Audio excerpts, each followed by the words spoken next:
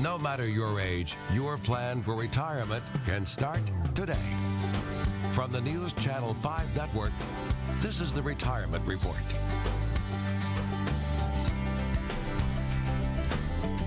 Good morning. Welcome to the Retirement Report. I'm Hank Parrott, your host. Right, this morning I was reading through an article recently for Forbes, and it was interesting because I'm still seeing clients, new people coming in for the first time and getting to talk to them and finding out. I'm surprised many times to find that if they either have no will, no powers of attorney, no estate planning documents, or it's the wills, or maybe wills they've done 10, 12, 15, 20 years ago. They're antiquated, they're out of date, they need to be changed and updated. But it's human nature, right? We tend to procrastinate on those things. So we're going to help you with that this morning. In fact, I've got a special guest in, good friend Russ Cook with Russ Cook and Associates over in Brentwood, Tennessee. Russ is a board-certified estate planning attorney. 30 plus years in the business, right? Yeah, all 30 of them. There you go. So one of the things here we're going to get into is talking about some of the basics of estate planning. All right, this is one of the things. What's the difference between a will and a trust? Why are powers of attorney so important? The difference between an actual last will and testament and, say, a living will. So we'll clear up some of this terminology, if you will. Talk about these different documents, why it's so important to have them, and how then we can help you as far as giving you an opportunity. So this week we're going to increase, right? What we're going to do as far as the retirement income analysis for the first 10 callers, we're going to add a little bit. All right, so for the first 10 callers to my office this morning, there's a number on your screen, hopefully, 615-376-5325. If you call the office, Debbie will take your information. She'll send you out a checklist of things to bring to the appointment, and we'll send out a free copy of my book, 7 Steps to Financial Freedom in Retirement. Now, this time, in addition to the free retirement income analysis, now we always include, this is a comprehensive financial plan we're doing, all right? I'm not just going to meet with you for an hour and wish you well, okay? I'm going to help you do an actual plan. And part of that plan is getting to the estate planning part. So, I got my good friend Russ here, and we're going to put him on the spot, right, Russ? So, for the first 10 callers, not only do you get that, but you'll also have the opportunity to meet with Russ and I together, all right? Consultation, no charge, and then we'll help you review your current estate plan. And then, Russ, if you want to hire Russ to do some documents, do a new will or a new trust for you after today, I'm sure you will. All right? He'll be able to let you know exactly what it would cost based on what it is you need and what would serve your needs, okay? So, Russ, one of the things I was looking at this Forbes article, over 51%, it said, of people over the age of 55 to 64, at a time when we would be thinking about or have it already handled, do not even have a will. Don't have any estate planning whatsoever. Yeah, and that's really tragic, because when you don't have an estate plan, there is an estate plan that's actually prepared for you. It's the one that's provided by the state of Tennessee. And if you're married and you have children, what it says is that if you die, your spouse doesn't get everything you own. She actually gets a child's share, but no less than a third. And that really comes as a surprise to a lot of people.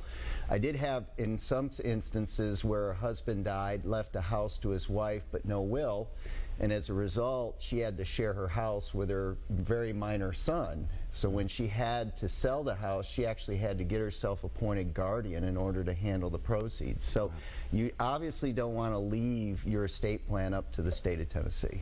And let's talk about that a little bit, because this is one of those areas when it comes to the importance of a power of attorney, for one, but in a situation like this, having that will, so it's usually, at the very least, for spouses, it's husband to wife, whoever the first to die is, the survivor's in charge of everything, and then it will go to the children when both are gone.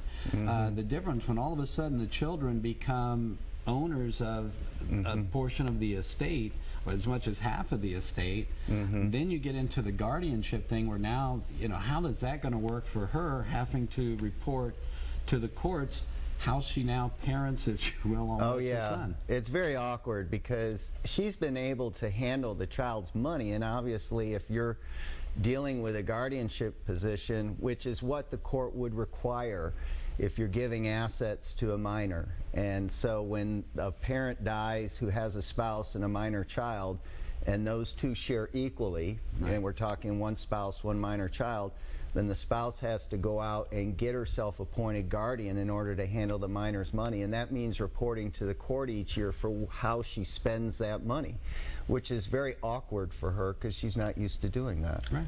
So now you're having to report to a court how you're taking care of the money that is technically would have been your money, but now you're having to share with your son, and maybe you were going to leave it to him eventually anyway. Hopefully the son's worthy of that, right?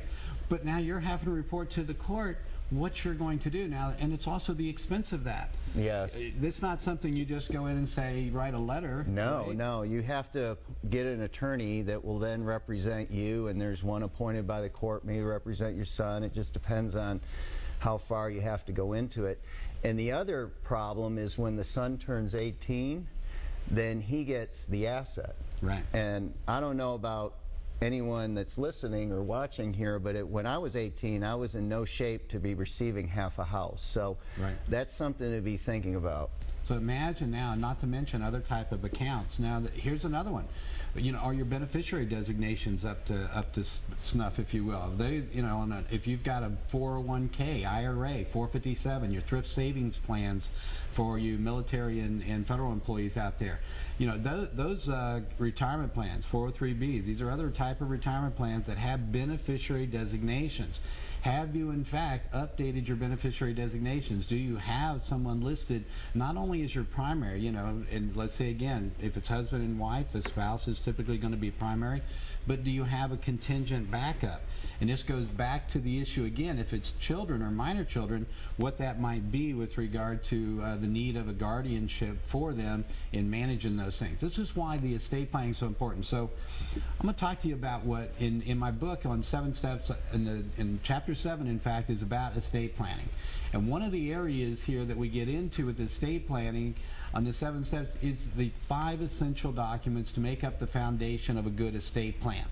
Now, let's say that there may be people that will be fine with just a will. Everybody needs to have powers of attorney drafted up. But then the trust, though, can add some additional benefits as well. And we're going to talk about the difference between wills and trusts, as well as the importance of the powers of attorney. So one of the things we just talked about, importance of having either a will or a trust at least that says when one of you passes, this is what I want to have happen. All right, so for husband and wife, to maintain control of your assets during your lifetime is one of those areas, and be able to take care of each other first and then the children, especially when it comes to minor children. Yes. So now let's talk about, Russ, the difference between, so people understand, a will and a trust. So most people are familiar with the last will and testament. This is where you're drafting it up, the typical I love you will, where I'm going to leave everything to the surviving spouse and they're gone. It goes to the children, and it's pretty straightforward. There's nothing, you know, basically just leaves it to them outright. But the guardianship issue you mentioned, if it's minor children, you need some additional language. But the other thing is then about probate. And I know we're going to, you know, probate in Tennessee. Let's talk about that a little bit. Yep. Probate is the process where you file the will with the courthouse. See, the will does not become effective until it's actually accepted by the court as your last will and testament. What that means is that you have to hire an attorney to prepare a petition to file the will. With a living trust, the trust itself becomes effective when you sign it, so it's different. You don't have to go to court to make it effective, and the trust can then dictate how the assets get distributed at your death just by showing a death certificate with the successor trustee taking over and then distributing the assets. Now, probate doesn't have to be a big deal. I know there's some horror stories out there, but if you want to avoid the process, then the living trust is for you. All right, so what we're going to do is we're going to take a break. When we come back, we're going to get into what probate actually is. And this is one of those areas. I had a client in just recently who didn't realize, they thought having a will meant they didn't have to go through probate. They thought if you have a will, then what's the purpose of probate? And of course, we're going to talk exactly what that purpose is, how probate works, and how not doing probate, if you want to avoid it, how you can do that as well. So we're going to get into that and more. Join us here. We'll be right back on the Retirement Report.